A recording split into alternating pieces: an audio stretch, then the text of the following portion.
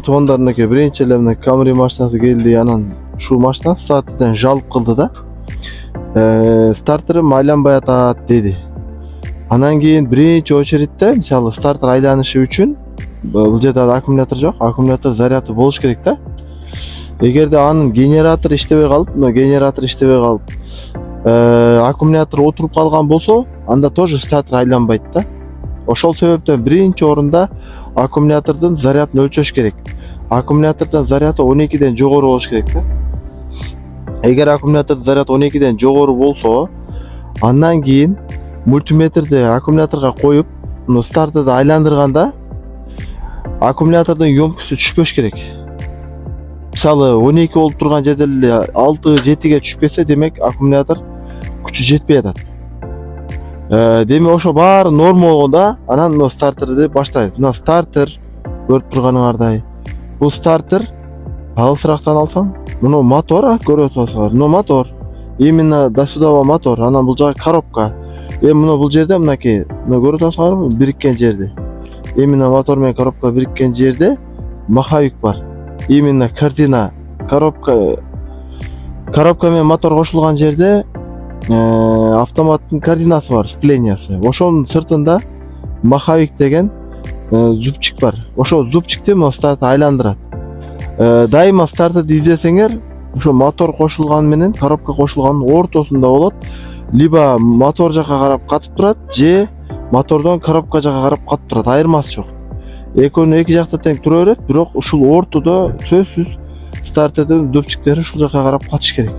Анан кийин азыр бул коробка жагында экен. Эми ушул стартер эгер мотор жагында болуп калса, глушитель жогунда болобу, же муну аба кирген выпускной коллектор жакта болобу? Эми бул двообразный мотор. Двообразный моторлордо мына бул экинчи цилиндр, бул биринчи блок, бул экинчи блок. Демек, бул жерде эки жагында тең глушитель бар. Бул жакта деле глушитель бар, нар жагында деле глушитель бар. А именно аба кирген жерде места тар. Ошондуктан мындай двообразный япошкаларга көбүнчө коробкадан стартерге карап, моторго карап стартер катат.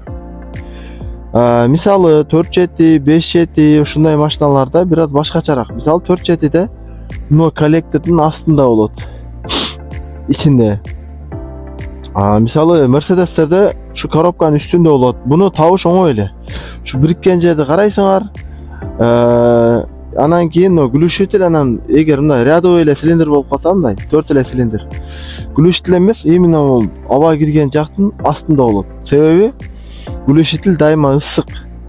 Ысык болгондуктан глушитель түбүндө стартер бат эле бузулуп калат. Ошондуктан мына аба кире турган жактын асты ысык болбойт. Ошо ысык эмес жака стартер коюлат. Эми стартерден таптык стартер. Анан стартер мынакей көрүп турганыңардай мотор часть чоң болот, вытягивающий жагы кичинекей болот. Эми ушуну ремонт эмнеден башталат? Мына байкасаңар, артында стартерде бир чоң плюс аккумулятордон келген, мына плюс. Анан замок зажиганиядан келген бир штекер бар. Главный ушул эки нерсе.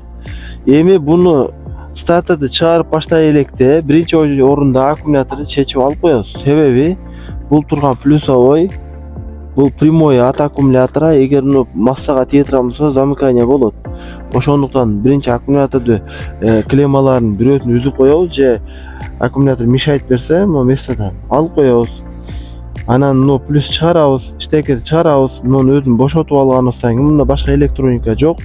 Андан кийин муну өзүн чечип баштайбыз. Стартерди 90-95% эки эле болт кармайт. Бир болту мынакей. Бир болту мына. Экинчи болту мына үстүндө болот. Мынакей. Көрүнөбү караңыздар. Мына экинчи болту. Мына ошо эки болт эле бул жактан трешоткага удлинитель кошуп, бул жагына трешоткага удлинитель кошуп, чечип акырын чыгара беребиз. Бул болттар, мына болттар коробканы моторго кысып кармабайт. Мындай айтканда, только стартерге эле жооп берет. Ошон үчүн чочубай эле ушу болттарды чечип стартер чыгара беребиз. Стартер чыгарганда эгерде мына машинанын стартери үстүндө турат, Эгерде стартери үстүндө эмес, мындай закрытый жеринде болуп, астында болуп калса, же бул жак астында болуп калса, же мындай ичкери жагында айтор, машинага яма керек болуп калды. Мындай айтканда, вообще эле айтканда, стартер если ачык жеринде турса жакшы. Эгер ачык жеринде турбай силерге яма, подъемник керек болдубу? Болду. СТОга алып келгиле. Тизеңер жерге койбогула, жатып иштебегиле, ход жаз болобу, кыш болобу, чутасыздарбы? Анан если мындай кээбит машиналарда мына баллон чыгып, ушу баллон жактан стартер чечилет да. Ошондой болуп калса, машинанын астына жакшы домкрат коюп, көтөрүп, кийин баллонду ошол жака заштага коюп, жаштакка эми түшүп кетсе колполду басып калбай турган жакшылап страховкасына карап, анан кийин иштегиле. Негизи эле стартер маселеси жеңил эле. Атайын группага стартерди чачып, ичин эмнесине карайбыз. Ошол боюнча толук видео киргизип коем. Ошого карап дагы үйрөнөсүңөр. Эми диагностика койгонду үйрөнөбүз. Короче, мына машина келди, живой. Ушул машинаны эми азыр аккумуляторданбы, же стартерденби, же генераторданбы азыр диагноз коебуз да, мисалы. Эми мунун азыр бул жакшы эле машина, бирок текшергенде эмнесине көңүл бурабыз. Биринчи очередь аккумулятордун өзүн текшерип коебуз. Биринчи мына тестерде 20га коем. Вольт 20га мына туруктуу токко, туугандар, мына туруктуу ток. Бул жерде мына туруксуз ток, мына вольт коюп албагыла. Бул баягы домашний вольттор текшергенде мына 700ге коюп, 1000ге коюп текшерилет. Туруктуу токту мына кара турат го, мына эмине вольт точка үстү түз сызык, ушу туруктуу вольт. 20 вольтко коебуз. Аккумулятор текшер. Камера канча көрсөтүп атат? 12.93. 12ден жогору болгондо аккумулятор заряды бар болуп эсептелет. Так, эми кармап тур. Муну камера жакшылап көрсөт. Кармап турган мезгилде стартерди айландырың. Айлантканда кайра өчүрүп, кайра айлантың. Мына түшүп атканын байкагыла. Нагрузкада 10-50ге чейин түштү. Ошол түшкөндө бол өчүрүң. Если стартерди айлантканда ошо 10дон төмөнгө түшүп кетсе, мисалы 9га түштү дейлик, 8ге түштү дейлик, анда мына аккумулятор плотность уже кеткен. Аккумулятор замена алыш керек. От алдыра берет, бирок 1-2 от алдыргандан кийин аккумулятор отуруп калат да. Хорошо, ушу менен аккумулятор текшерип алдыкпы? Эми от алдырың. Эшигиңерди айлап алачы. Машина жүрдү. Машина жүргөндө генератордун заряды өзү бул машинада 14,5 болуш керек. Бул машинада азыр 13.96 болуп атат. Бул бир аз зарядты азыраак берет экен генератор. Эми бул маселе эмес. Ушу менен деле кадимгидей жүрө берет. Болгону мына аккумулятордун өмүрү кыскарат. Өзүнүн керектүү нормадагы зарядын бербесе, мына аккумулятор постоянно под нагрузка иштеп калат. Ошон үчүн генераторду постоянно карап жүрүш керек. Канча берип атат, эмне болуп атат. Эми азыр бизде мисалы аккумулятордун өзүн текшердик, генератор зарядын текшердик.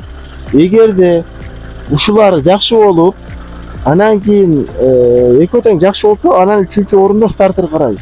Эми бул стартер басып от алып атат. Бирок силердики мисалы жүргүзө албайсыңар да, стартер бузулган машинаны.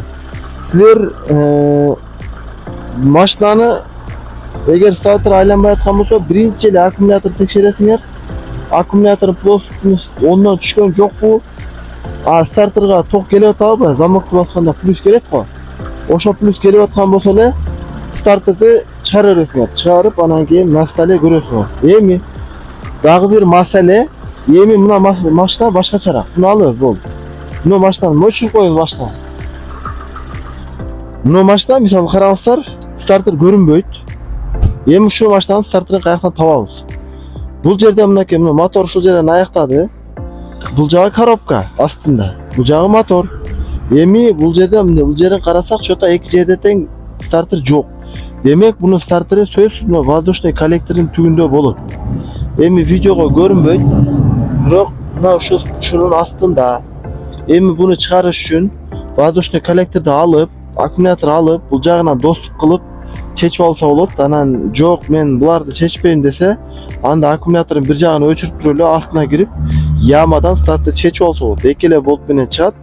Ошо чечип баштай электе сөзсүз түрдө баягы мындай чоң клеммалар бар стартерде дагы. Ошо чоң клеммалар мындай кыймылдаган жокпу, но контагы жакшыбы, ошонго маани берип карап коебуз.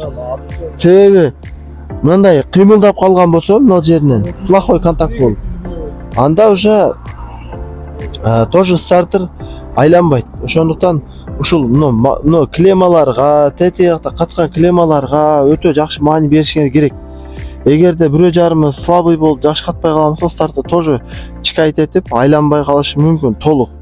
Анан кийин дагы ошо кошумча эле туугандар. Мисалы мына келгенде өлчөдөн өлчөсөң. Мисалы мындан өлчөсөң 12ден төмөн болуп атат да. Анан генератор иштебей атат дейбиз. Генератор иштебей аткан болсо, туугандар, биринчи очередте мына генератор мынакей. Ушу генератордун мына ремени үзүлүп кеткен жокпу карап коюш керек. Себеби генератор механический кыймыл менен иштейт. Механический кыймылды токко айландырып берет.